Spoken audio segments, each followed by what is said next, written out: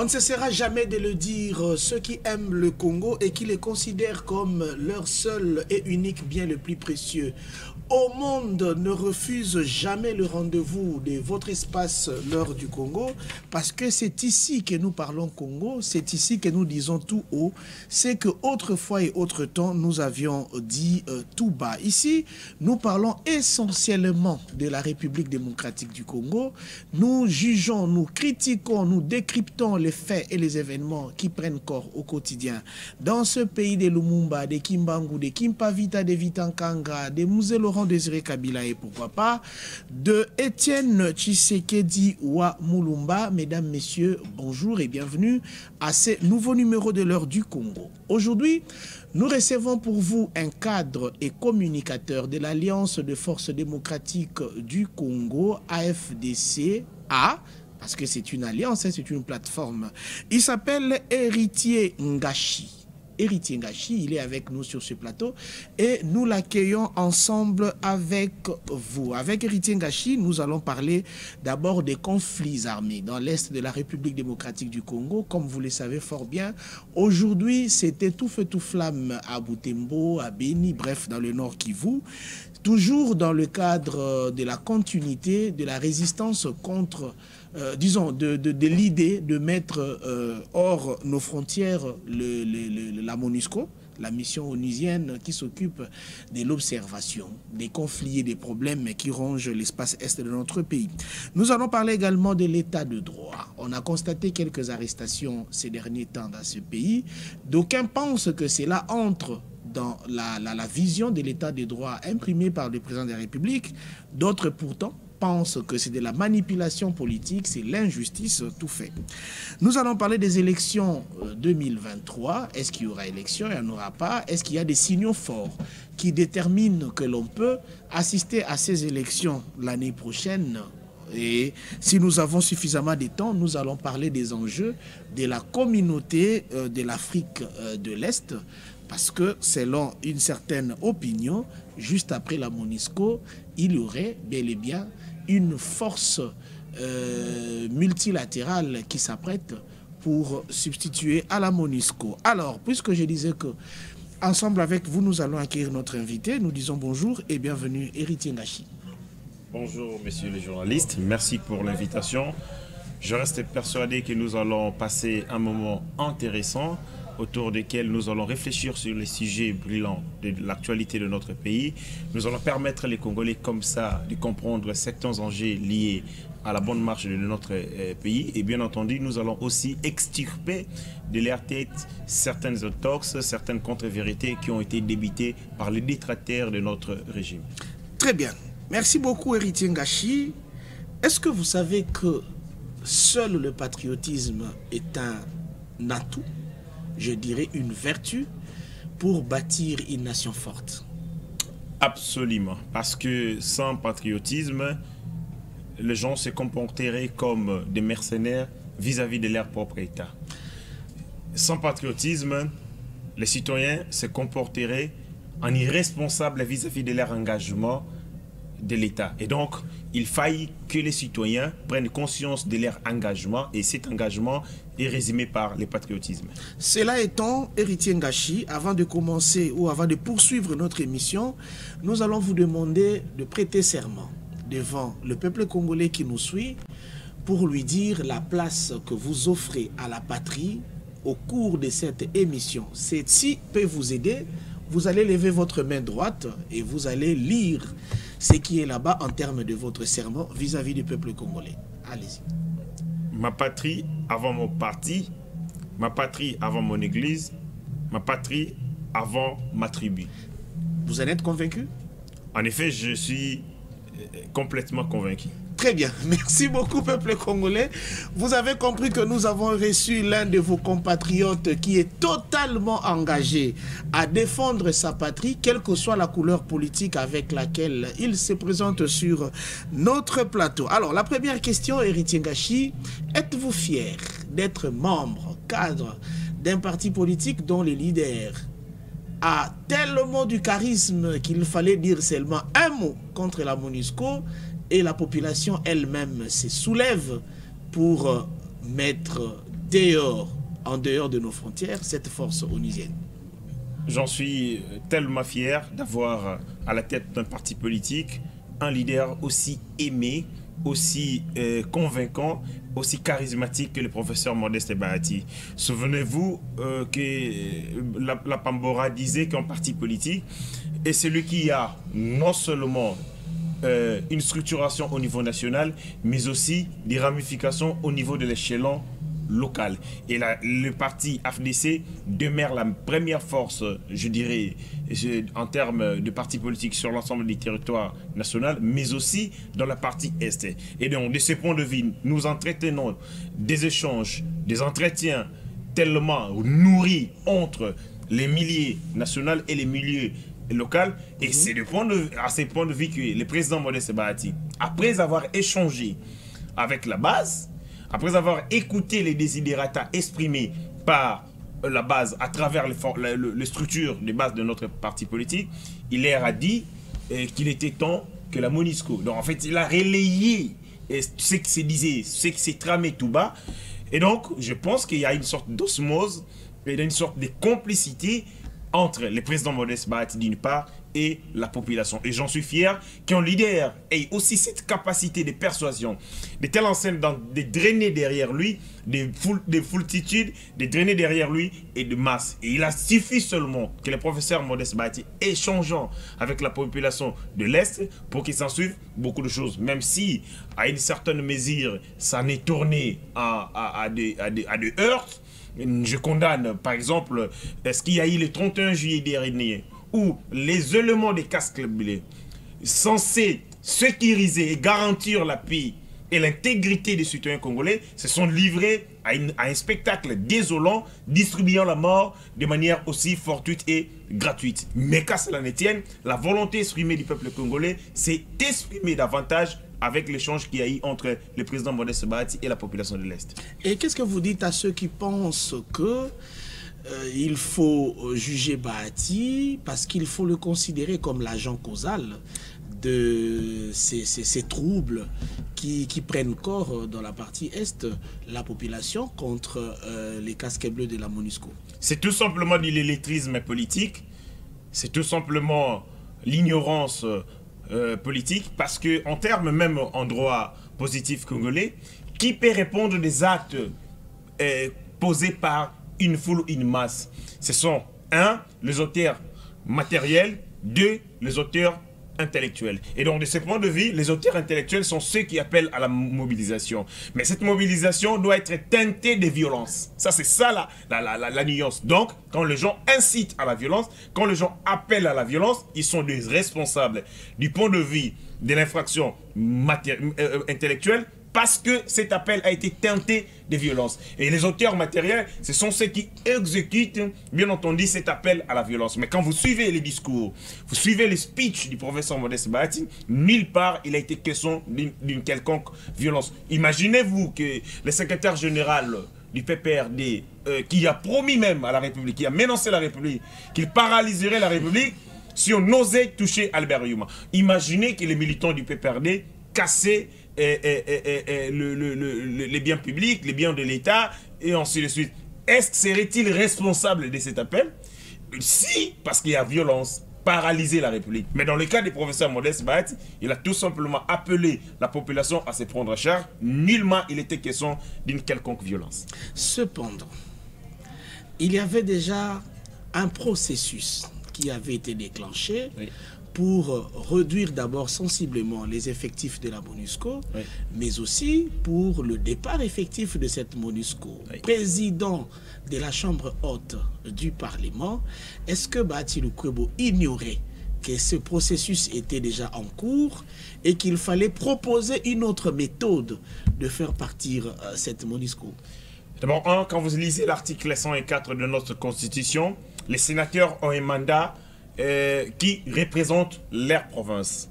Les sénateurs représentent la province, mais son mandat est national. Et donc, de ce point de vue, le président Modeste Bahati est le président de grands électeurs, s'il faut aller dans la logique des États-Unis d'Amérique. Très bien. Maintenant, il les recense les aspirations, les désidérata, les mécontentements de la population de l'Est à travers les représentants qui sont les sénateurs, dont il assume la responsabilité des représentants des provinces. Donc il est mieux informé sur la situation qui équime la partie Est de notre pays. Au-delà de ça, quand vous lisez, vous suivez les organisations internationales, notamment les Nations Unies, sont consacrés par des principes fondamentaux. Les premiers principes, c'est les principes de l'inégalité des États et les principes de la légalité de droit. C'est quoi ces principes? Allez-y. Le principe de l'inégalité des États est consacré au niveau du Conseil de sécurité des Nations Unies. Parce que le Conseil de sécurité est géré par 5 puissances qui sont des membres permanents du Conseil de sécurité des Nations Unies, assortis des droits de veto. C'est ça où on constate l'inégalité des États. Mais il y a un principe, ce qu'on appelle la légalité de droit. Cela est consacré au niveau de l'Assemblée générale des Nations Unies, où chaque pays représente une seule voix. Les Congo, les États-Unis d'Amérique et tout ça représentent une voix. Mais maintenant, entre les conseils de sécurité des Nations Unies et l'Assemblée générale des Nations Unies, qui est l'organe décisionnel, il s'avère que le Conseil de sécurité est l'organe décisionnel parce que tout simplement, il dispose des pouvoirs politiques réels et des pouvoirs décisionnels. Or, l'Assemblée nationale ne dispose que des pouvoirs législatifs, c'est-à-dire de légiférer. Or, s'agissant de l'accord de siège qui a été signé entre le gouvernement congolais et les Nations Unies, c'est le Conseil de sécurité qui a signé cet accord.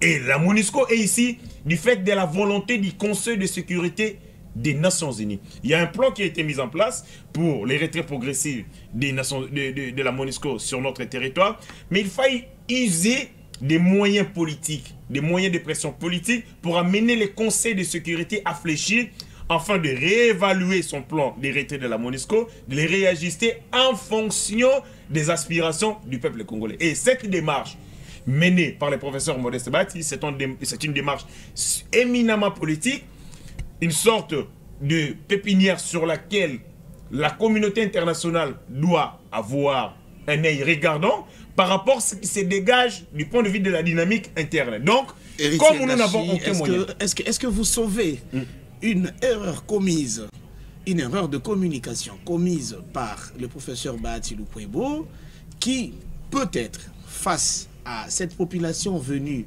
l'écouter à travers son meeting, a fait du populisme en lui parlant de ce qui est très sensible, de ce qui le touche directement, dans le sens de nous faire plaisir, ou vous pensez que dans l'agenda communicationnel du professeur Bahati Lukwebo, cette fois-là, était insérée cette question de l'évacuation de la MONUSCO qui devait être réfléchie à haute voix face à la population. L'AFDC, c'est un parti social-démocrate. Et dans les partis social-démocrates, on accorde une place de choix à ce qu'on appelle les dialogues sociaux. Entre le professeur Modeste Bahati et la population de l'Est, il y a eu un échange véritablement social. Et cet échange véritablement social a mené la population à s'exprimer librement. Si vous suivez cet échange, le professeur Modeste Bahati a posé une question. Parce qu'en entame, cette population a réagi. Nous voulons que la MONUSCO parte. Et le professeur Modeste Bahati n'a pas bien écouté ce qui a été dégagé. Il leur a posé la question. Vous voulez que la MONUSCO parte? Et la population a réagi tous en zimout. Oui, nous voulons que la MONUSCO parte. Donc, il ne faut pas attribuer au professeur Modeste Bahati ce qui a été dit par la population de l'Est. Et lorsque les événements ont pris toutes les tournures possibles, devant le vice-gouverneur du Nord Kivu, la population s'est exprimée à nouveau. Nous ne sommes pas manipulés. Ce que nous le faisons en âme et en conscience. Donc, arrêtez de voir le président Modeste Bahati dans ce déferlement, dans cet engagement, dans ce que j'appelle ce dynamisme qui a été dégagé. C'est comme réduire notre population à des gens qui ne connaissent pas les enjeux de leur pays. Cette population est meurtrie depuis plus de décennies. Elle vit dans l'insécurité. Elle passe toute sa vie dans l'insécurité. C'est une population touchée. Il en va de soi qu'elle réagisse de cette manière. Héritier Ngachi, savez-vous comme moi que la masse n'a pas d'âme? Nous savons très bien que la masse n'a pas d'âme. Et ainsi, les responsabilités des actes posés par cette âme, par cette masse, ne revient pas au professeur Modeste Bahati. Et alors, si tout ne dépendait que de vous, si j'ai tenté de vous détacher de la FDC, je vous pose maintenant la question. Êtes-vous d'accord pour un départ brusque de la MONUSCO ou pour le respect du processus qui avait déjà été enclenché? Comme le président de la République, comme les institutions de la République, comme le peuple congolais, comme le président Modeste Bahati, nous sommes prêts pour le départ imminent de la MONUSCO. Ainsi, lors du Conseil de sécurité, le président de la République a demandé qu'on réévalue le plan des retraits parce que nous le voulons immédiatement et sans condition. Et donc, je suis certain que le peuple congolais dans son entièreté a exprimé sa volonté, a exprimé son engagement, celui de voir la MONUSCO partir, parce que la question de la sauvegarde de l'intégrité, la question de la sécurisation de notre peuple et de nos territoires incombe au plus haut niveau les forces armées et les services de sécurité par la MONUSCO. Nous ne resterons pas indéfiniment comme des enfants qui sous-traiteraient leur sécurité à une force entre guillemets internationale. Il est de notre responsabilité de nous assumer et le président de la République est en train de mener des réformes substantielles justement pour nous donner une puissance au sein des forces armées capable de neutraliser toute forme d'attaque, mais aussi de neutraliser toute forme de groupes rebelles qui me la partie Est. Nous sommes en train d'améliorer la situation salariale et les conditions de vie des militaires. Nous sommes entrés, bien entendu, et d'apporter... le peuple congolais vous suit. Nous sommes entrés, vous tenez, mais vous faites ces propositions. Mais mon frère, monsieur le journaliste, vous ne me direz pas que les femmes des militaires qui touchaient hier 32 000 francs. Aujourd'hui, elles touchent, les femmes des militaires décédés, qui touchaient hier 32 000 francs, aujourd'hui, elles touchent plus de 200 000. Vous ne direz pas que c'est grand-chose. Une majoration de leur salaire à plus de 70%. C'est-à-dire, des efforts louables sont en train d'être réalisés sur ce domaine-là pour mettre les militaires dans de bonnes conditions à même de répondre à toute attaque éventuelle à la partie de l'Est de notre pays. Bien que je ne sois pas un économiste, un commercialiste, je sais du moins qu'en économétrie, il y a une notion qu'on appelle l'illusion monétaire. Alors, ne nous amenez pas dans l'évolution des 32 000 à autant de 1000, alors qu'il y a dépréciation même de cette monnaie par rapport non seulement au pouvoir d'achat, mais aussi à la conséquence d'achat qui soit proportionnelle au billet que nous avons en main. Ne tombons pas dans cette illusion. Voulez-vous qu'on aille dans ce débat? Voulez-vous qu'on aille dans ce débat? Nous avons exprimez-vous quand même, mais absolument. Quand même, on va pas s'attarder là-dessus. Lorsque nous avons pris les pouvoirs, nous avons rencontré les francs congolais. $1 s'est changé autour de 1600 francs congolais. Oui. Maintenant, les francs congolais... C'est aussi parce que le pays venait à peine de se débarrasser de la gestion des institutions de Bretton Woods, etc. Le sabotage financier, monétaire des puissances contre surtout nous les États des tiers-monde, là on le sait. Aujourd'hui, on n'a jamais su pour quelle bonne raison. Ce même dollar est parti de 16 à 20 ou 21. Il y avait un mécanisme? De 16 à 21, d'abord, lorsque Félix Tshisekedi arrive au pouvoir, nous savons qu'il a trouvé le dollar à 16.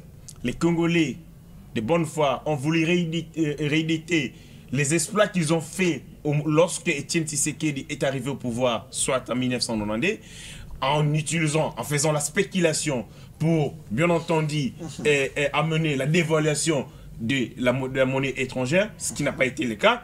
Nous avons tenté un flottement pendant 2, 3, 4 jours, mais parce que justement, nous n'avions pas des opérateurs économiques à même d'injecter sur le marché financier un certain nombre de billets en devises étrangères pour amener une surabondance de la monnaie étrangère dans le marché financier, à de même d'apprécier les francs congolais. Il y a une bonne volonté, parce que l'avènement de Félix Tshisekedi a donné une lueur d'espoir aux vrais Congolais, a suscité... Ah bon? Absolument. Très bien. Absolument. Et du coup, nous avons, quand vous voyez que le dollar s'est déprécié depuis que Félix Tshisekedi est arrivé, à l'auteur, je crois, de 30%, nous avons maintenu cette dépréciation à ce niveau pendant plus de 4 ans, ça montre que les cadres macroéconomiques sont maîtrisés, ce qui a fait que la monnaie, les francs congolais, ne se dévalue pas comme c'est fait à l'époque de Kabila.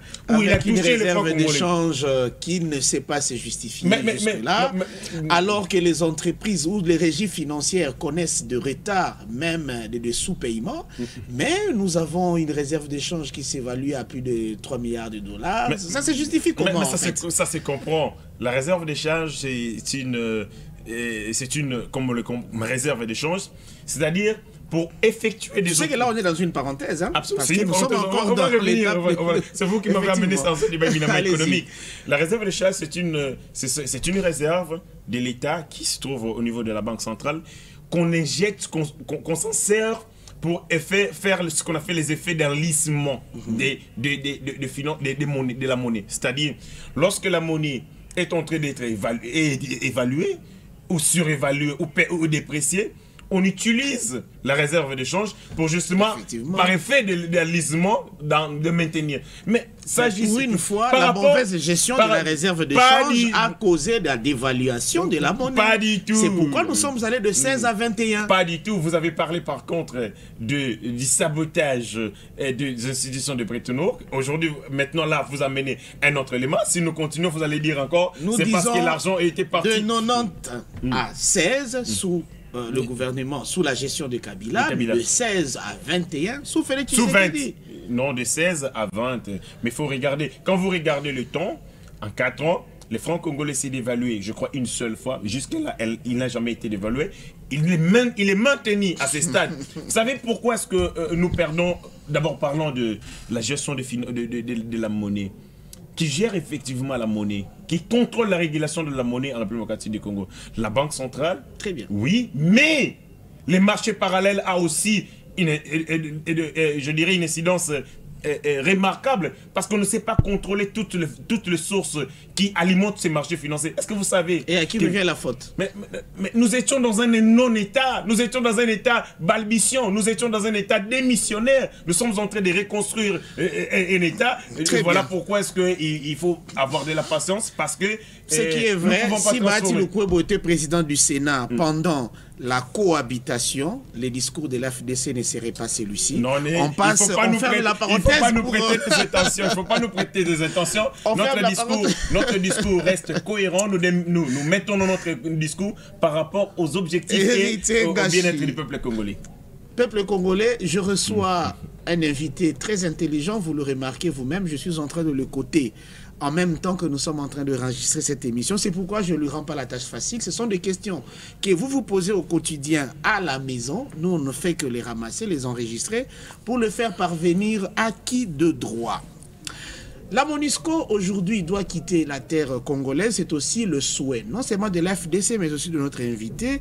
Mais en français, on dit qui peut le plus, peut le moins. Comment on veut se débarrasser d'une MONUSCO qui peut nous peser énormément, alors que pour mettre hors d'état de nuire l'ennemi qui occupe l'espace Boudangana ne fait pas du bruit, ni au sein de l'AFDC, ni au sein de la classe politique congolaise. Héritier Ngachi. Je vous donne des éléments qui vont vous amener à rejoindre notre position.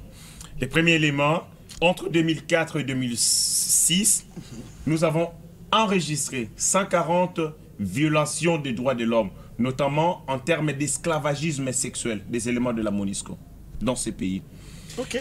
Nous enregistrons que lorsqu'il y a eu, je dirais, accident de circulation, et que les engins de la MONUSCO, le véhicule de la MONUSCO, ont dévoilé un secret macabre, que ces véhicules transportaient de minerais. Incroyable. Pas plus longtemps que hier, la MONUSCO, dans son site officiel, il y a, je crois, un mois, a publié les positions stratégiques de nos bases militaires à l'Est. Et par la suite, on a retiré cette image. Oh non, c'était une erreur. Je me suis posé la question, est-ce que c'était fait sciemment? Quand on livre les positions des FARDC, au niveau d'une page officielle de la MONUSCO, cette force censée être aux côtés des FARDC, ça veut tout dire. Lorsque le porte-parole de la MONUSCO dit que les M23 disposent des armes sophistiquées, dont la République démocratique du Congo ne dispose pas, en termes dans l'art de la guerre, quand vous lisez Sun Tzu, il démoralise l'armée congolaise. Alors que la MONUSCO, c'est l'armée des armées qui est censée avoir des armes plus sophistiquées que l'ennemi. Non seulement qu'elle ne démoralise pas les FARDC, elle trahit la faiblesse des FARDC. C'est diabolique. Elle expose les faiblesses de notre pays vis-à-vis des adversaires. Parce que c'est quoi l'armée? L'armée, c'est une société secrète. Ouais, c'est une société secrète qui agit par effet, ce qu'on appelle l'effet surprise. L'imprévisibilité. On ne sait pas l'armée à combien d'hommes, à combien de militaires, à combien... Tout ce qu'on nous fait voir là, c'est la partie visible. Mais on nous cache beaucoup de choses parce que l'armée est une société secrète. Et quand la MONUSCO dit à la face du monde que les FARDC ne disposent pas d'armes à même de combattre les M23, ça veut tout dire. Soit c'est de la complicité. Où ont-ils vu ces armes de M23? Est-ce qu'ils sont-ils dans le même dépôt de munitions et d'armes que les M23? Est-ce qu'ils sont dans les armureries du M23 ou ils ont les mêmes fabricants ou le même courtier? Donc ça montre que ça dit long sur les complots qu'il y a entre les M23 et la MONUSCO. Et moi j'ai toujours dit, j'ai suivi une vidéo d'un frère, d'un votre confrère, où les habitants, la population de l'Est disait que chaque fois que la MONUSCO opère une patrouille de reconnaissance, les jours d'après, ils sont attaqués par les rebelles. C'est comme quoi la MONUSCO jouerait à ce qu'on appelle des agents de renseignement pour les rebelles. Et donc, moi, je pense que les bilans de la MONUSCO, au-delà de leurs égarements, au-delà de leur faillite, de leur dérive, les bilans de la MONUSCO est mitigé. Et Joseph Kabila, lors du 73e de l'Assemblée Générale des Nations Unies, je crois c'était en 2018, en septembre 2018, avait très bien dit que le bilan de la MONUSCO est mitigé et donc, de ce point de vue, il demande leur retrait. Donc, nous sommes aussi sur cette lancée parce que nous estimons que le travail de la MONUSCO, l'accompagnement de la MONUSCO a été macabre. Pour une mission ayant plus de 19 600 militaires, plus de 1000 policiers, plus de 1300 personnels civils, ayant un budget aussi colossal, à même de financer la gratuité d'enseignement, 1,5 milliard de dollars l'an. Imaginez 1,5 milliard l'an multiplié par le nombre d'années pendant lesquelles la MONUSCO est sur notre territoire. C'est des milliards, c'est plus de 30 milliards de dollars. Une somme énorme qui pouvait bien entendu financer l'agriculture, qui pouvait financer la construction des infrastructures pour nous permettre que le pays soit relié. Donc, des sommes comme ça dilapidées pour une action jugée mitigée. C'est peut-être une dernière question pour quitter cette première étape qui est consacrée essentiellement aux conflits armés dans l'Est du pays. Pensez-vous que après la MONUSCO, les FARDC seuls pourraient assurer la sécurisation du territoire congolais dans son ensemble, mais aussi de la partie Est, ou doit-on croire à ce qui se dit déjà qu'il y a la communauté de l'Afrique de l'Est qui compte nous envoyer un autre contingent qui va substituer à la MONUSCO? La sécurité de notre pays est la responsabilité première du peuple congolais. Aucun pays, aucune force étrangère, internationale doit assurer la sécurité, doit se substituer au service de sécurité de notre pays. Donc, il est de notre responsabilité, en tant que peuple, de nous assumer.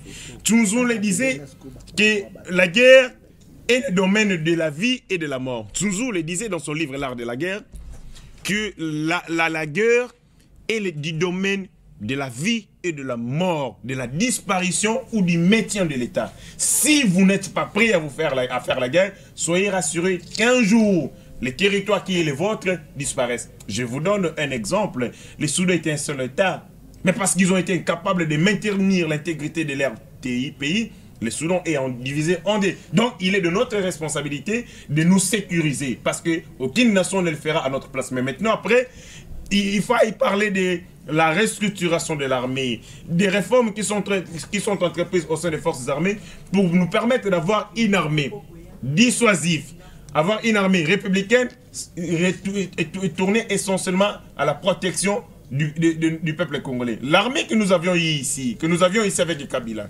était une armée triffée de seigneurs de guerre, avec des opérations de réinsertion ou des gens qui n'avaient ni qualification, mais c'était le passage obligé quand même. Hein? Non, pas du tout, pas du tout. Lors des consultations nationales, nous avons dit au président de la République, plus question qu'on nous amène des gens qui n'ont pas de formation à cause des accords et des peut-être que sous Kabila, il n'y avait pas une autre formule pour sauver la nation, si ce n'était pas le brassage, les amnisties. S'il vous plaît, ces pratiques ont été nocives pour l'armée. Très bien. Ces pratiques ont été nocives parce qu'elles ont créé au sein des forces armées une armée clientèle, une armée désarticulée, une armée pas loyale, une armée au service des intérêts des États étrangers, plutôt que d'être au service de la nation. Et donc, nous avons pris conscience des erreurs commises sciemment par les régimes passés pour que nous les perpétuons pas. Oui ou non, les FARDC sont à même de sécuriser tout le territoire congolais?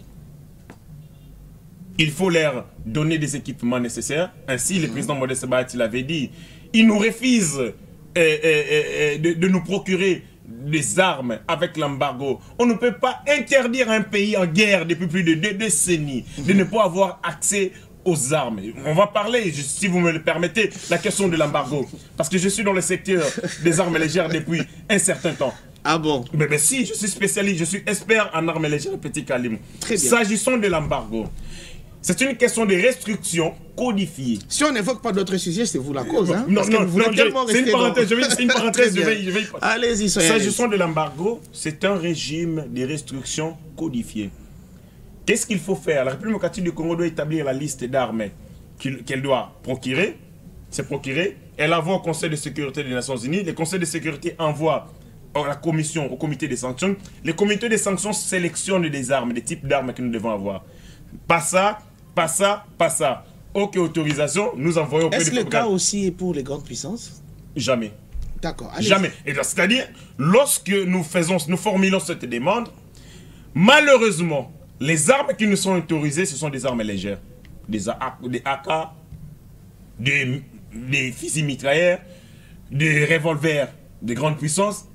Toutes ces petites armes ne peuvent pas nous permettre de faire face aux M23, eux qui disposent des armes sophistiquées et des armes lourdes. C'est-à-dire qu'il y a une sorte de complicité qui ne dit pas son nom, c'est de nous maintenir dans une situation d'impuissance à volonté, de telle enseigne que les groupes rebelles qui, eux, ne sont pas contrôlés, parce qu'on sanctionne qu'il y ait des gens que vous pouvez contrôler, des gens sur qui vous pouvez exercer une autorité. La communauté internationale ne contrôle pas les groupes rebelles. À partir de quel moment peuvent-ils je dirais, imposer des sanctions sur les achats d'armes à ces groupes rebelles? Donc nous rendons compte que l'embargo qui pèse sur les armes de la République démocratique du Congo est une forme de complicité de la communauté internationale pour nous maintenir dans l'insécurité. Peut-on dire ou croire ensemble que la MONUSCO serait elle aussi l'ennemi de la RDC? Absolument. Absolument. Au regard des éléments épinglés, les peuples congolais et témoins, quand vous regardez la puissance, c'est un feu de choc de la MONUSCO, quand vous suivez les discours prononcés par les sociétaires de cette organisation, quand vous regardez les dérives et les égarements de cette structure, quand vous regardez la participation au pillage systémique des richesses de notre pays, il est clair de conclure que la MONUSCO est un ennemi parmi tant d'autres. Ainsi, moi j'ai toujours dit qu'il faut classifier la MONUSCO comme un groupe terroriste pour maintenir ces régies, cette forme de régie que la population est en train d'exprimer vis-à-vis de la MONUSCO. Il est clair qu'entre le peuple congolais et la MONUSCO, les divorces est consommé. Très bien. Merci beaucoup. Nous recevons Héritier Ngachi. Pour rappel, il est communicateur et cadre de l'Alliance de forces démocratiques du Congo, AFDCA, parti cher à Modeste Bahati Lukwebo. Vous le connaissez, c'est le président du Sénat. Nous allons prendre notre deuxième chapitre qui, malheureusement, ne va pas nous offrir assez de temps parce que nous nous sommes beaucoup reposés sur le problème des conflits armés. Héritier Ngachi, état de droit, parlons-en. D'aucuns pensent que cela demeure encore un slogan. Il y a quelques cas qui sont épinglés. Nous allons en prendre 2 ou 3 très rapidement. Oui. Nous prenons le cas de Jean-Marc Abound. Akabound, après avoir dit ce que lui a considéré des vérités, qui devaient plutôt enchanter le peuple congolais en disant « Enfin, nous avons un compatriote qui nous a donné de la lumière sur la destination de l'argent de notre pays, qui par conséquence nous empêcherait de vivre aisément notre condition sociale, mais du coup, la population est préparée plutôt à considérer Jean-Marc Akabound comme un mal contre un régime. Est-ce de cette façon-là que c'est lui qui se dit, qui se veut opposant du régime doit être traité? Opposant. D'abord, il faut dire que cet enchantement est à demi-teinte. Le peuple congolais voudrait qu'on y arrive jusqu'au bout. Comment y aller jusqu'au bout? C'est lorsque Jean-Marc Akabound, devant la justice, dira que l'argent quitte le compte du trésor public, est transporté par tel individu, avec la complicité de tel autre. Ces colis sont transportés dans tel avion et sont acheminés dans des paradis fiscaux. Dans ces cas, il ne serait pas interpellé pour diffamation, pour ceci, cela. Il serait interpellé peut-être pour des raisons d'enquête sur ses propos, etc. Non, en fait, l'organe poursuivateur que le ministère public, les procureurs après la Cour de cassation est les responsables de l'action publique. Si à son niveau, il estime que Jean-Marc Akabound n'a pas étayé l'air lanterne, et de ce point de vue, ce que vous dites contre quelqu'un peut se retourner contre vous. C'est ça, malheureusement, l'état de droit. Nous sommes dans un régime accusatoire. La charge, la responsabilité de la preuve incombe à celui qui la lègue. Et Jean-Marc Akabound a dit qu'il y a l'argent qui sortirait. Et donc, nous, peuple congolais, nous sommes restés sur notre soif. Et donc, de ce point de vue, nous demandons à Jean-Marc Akabound d'éclairer la lanterne de la justice en disant, dans les détails les plus absolus, comment est-ce que ces opérations sont déroulées. Ça permettrait en passant, vous croyez que la justice est indépendante en RDC? Mais la justice est indépendante. Est-ce qu'elle la sera pour le cas de Kabound? Mais la justice l'a été pour Vital Kamerhe. Lorsque Kamerhe a été arrêté, on nous a dit qu'il est arrêté. Non, non, mais le chef de l'État a influencé peut-être la décision de la justice. C'est lui qui disait déjà que Kamerhe est un homme bon, c'est un homme crédible. C'est lui le magistrat suprême. Qu'est-ce que ceux qui sont sous son contrôle pourraient faire par la suite? Ça, c'est la question que se posent les Congolais. D'abord, en s'agissant de Vital Kamerhe, lorsqu'il a été arrêté, on a dit que Félix Tshisekedi en veut à un adversaire possible de 2023. Lorsqu'il est libéré, c'est un jeu déjà joué à l'avance. C'est-à-dire, le problème, c'est lesquels? Il y a des gens qui voient Félix Tshisekedi partout, même dans les rêves. Nous, en 2018, nous avons pris un pouvoir politique, pas un pouvoir magique. Donc, si vous voyez Félix Tshisekedi partout dans vos rêves, on n'a pas la possibilité de lui extirper dans vos songes. Donc, vous resterez ainsi. S'agissant de la position du président de Félix Tshisekedi, mais Félix Tshisekedi a consacré la notion de la séparation des pouvoirs en disant que Kamerhe est un bon. Il est bon pour lui, mais pas pour la justice. Mais la conséquence, on a vu. Hein? Non. Après la prison, c'était les amours, c'était de l'amitié, c'était des accolades. S'il vous plaît, s'il vous plaît, s'il vous plaît. Lorsqu'une personne a des débords avec la justice, c'est un délinquant vis-à-vis de la loi, pas vis-à-vis de vous. Il demeure votre frère. Très bien. Nous avons des criminels dans nos maisons. Nous avons des tueurs dans nos maisons. La réalité, ils sont en délinquance, ils sont en conflit vis-à-vis de la loi, pas avec nous. Et du moment où cette même loi reconnaîtrait leur irresponsabilité, alors nous continuons à être frères. Et c'est ce qui a fait Félix Tshisekedi. Si Félix avait dit à son temps que Kamerhe est un criminel, les gens diraient qu'il a influencé la décision de Jésus. En disant que Kamerhe est bon, il a tout simplement voulu se départir des pouvoirs de la justice en disant que ce qui s'est fait là-bas, je ne connais pas. Et aussi la notion que vous voulez évoquer, il est magistrat suprême. C'est une notion que les gens utilisent à tort et à raison. Ok. À tort et à raison. Quand vous lisez l'article 149 de notre Constitution, on dit les décisions de justice sont rendues sur l'ensemble du territoire au nom du peuple congolais.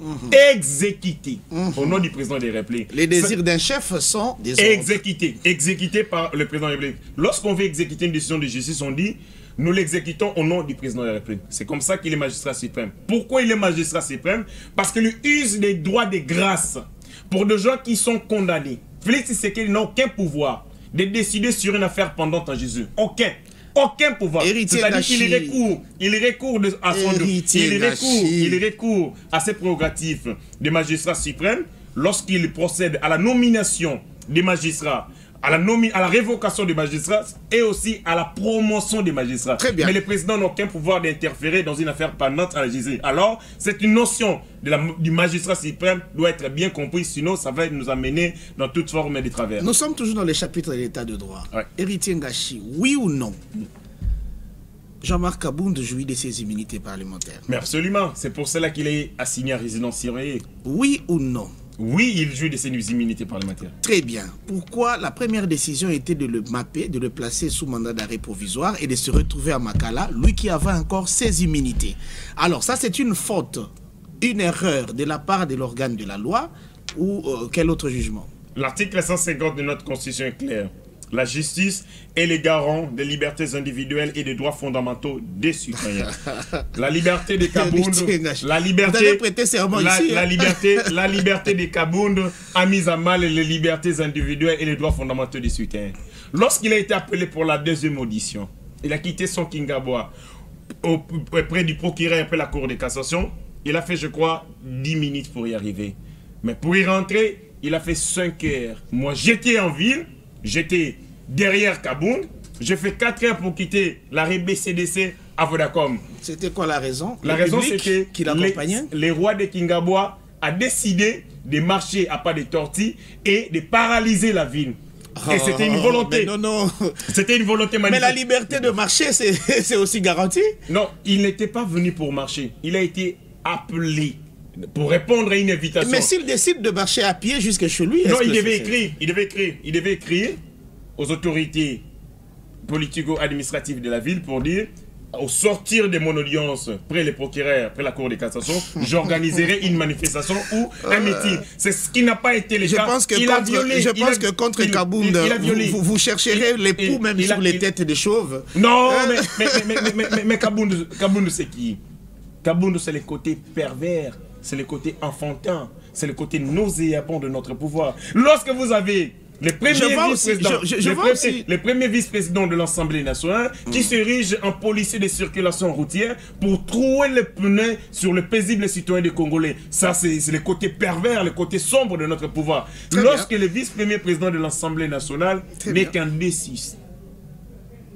Être un D6 ne sépare pas un individu de son patriotisme, de son amour pour la patrie et servir la patrie, non. Mais il peut s'engager partout, mais pas dans une instance comme l'Assemblée nationale où il faut y avoir de la technicité pour élaborer les lois. Très bien. De ce point de vue, nous avons reconnu nos faiblesses. Très bien. En nissant un homme qui ne méritait pas sa place. Ça, c'est vraiment au nom de la patrie. Ça m'arrange lorsque un leader politique ou un homme politique reconnaît ce qu'il avait commis hier comme erreur. Nous l'avons corrigé en mettant Kambata. Très bien. Merci beaucoup.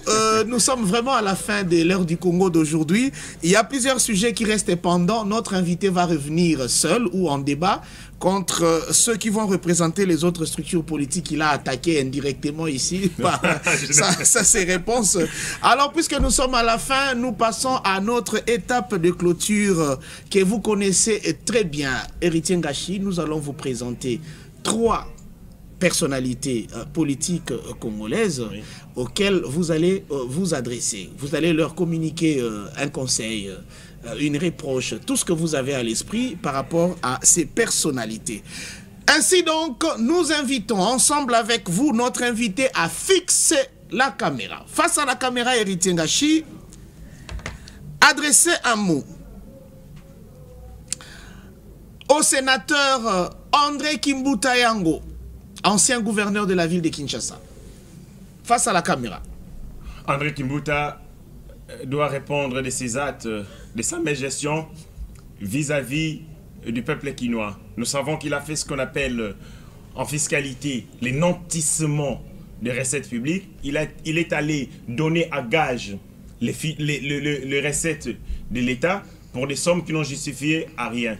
Il s'est dit pour s'accorder une impunité totale, il fallait qu'il soit nommé, qu'il soit élu sénateur. Mais moi je pense que ces immunités, cette tendance à vouloir se cacher derrière les immunités et les privilèges des juridictions doivent cesser un jour. Il n'y a pas que lui, il y a aussi Matata Pogno. Donc, lui, pour Kimbuta, j'estime qu'il doit répondre de ses actes devant la justice. Très bien, merci beaucoup. Puisque nous allons rapidement, Héritier Ngashi, communicateur de la FDC, face à la caméra, vous vous adressez maintenant à une femme. Il s'agit de la sénatrice Dada Francine Muyumba. Allez-y. Dada Francine Muyumba a bénéficié d'un traitement luxueux, injustifié de la République démocratique du Congo, touchant 28 000 $ de salaire. Je ne sais ça n'a servi à quoi. Maintenant, elle est devenue cette sirène qui tire à boulet rouge sur notre régime, alors que nous savons qu'elle était dans un régime incompétent. À aucun moment, elle a osé piper un mot pour condamner leurs égaréments, mais aussi leur mégestion. Je reconnais pas grand-chose de sa gestion au niveau de la jeunesse panafricaine. Je sais tout simplement qu'elle a beaucoup voyagé. Et je m'arrête là. Très bien. Merci beaucoup. Et la dernière personne à laquelle vous allez vous adresser, c'est bel et bien l'honorable. Il est député national. Joseph Kokonyangi Witanene. On m'a dit, j'entends dire de lui qu'il est professeur. Mais quand je regarde son discours, c'est vraiment indécent de la moyenne. Je me demande, il est professeur dans quelle institution? S'il est devenu par, je ne sais pas trop, par des moyens modestes, je pense qu'à un certain moment, nous devons réévaluer notre secteur scientifique. Qui est professeur, qui ne l'est pas. Mais monsieur Kokonyang est loin d'être un professeur d'université. Par son discours que j'ai trouvé trop terre-à-terre, acerbe, trop piquant, qui ne reflétait pas la grandeur, mais aussi la dimension des professeurs d'université. Héritier Ngashi, puisque tu es l'auteur de tout ce que tu as dit ici, tu en es aussi responsable si jamais les conséquences en découlaient. Je suis un patriote et c'est pour ça que j'ai prêté serment à l'entame de cette émission. Tout ce que j'ai dit m'engage. Je ne suis pas né de la dernière pluie. J'ai vécu dans un régime oppresseur, prédateur, qui nous a réprimés, qui a bafoué nos libertés. Nous avons résisté à ça. Très bien. Donc je suis vacciné contre les menaces et toute forme d'agression. Merci beaucoup à vous, peuple congolais, qui suivez, qui allez suivre même en rediffusion cette émission L'heure du Congo d'aujourd'hui. Merci à toute l'équipe technique qui nous a accompagnés pour son succès. Derrière la caméra, c'est Jean-Dété Moukendi. À la régie, c'est un grand. Il s'appelle Mike Yann. Merci à vous tous et merci à la complicité de toute l'entreprise Le Peuple d'abord télévision avec son DG Perle Kabinga, son directeur des informations Fils Kazadi.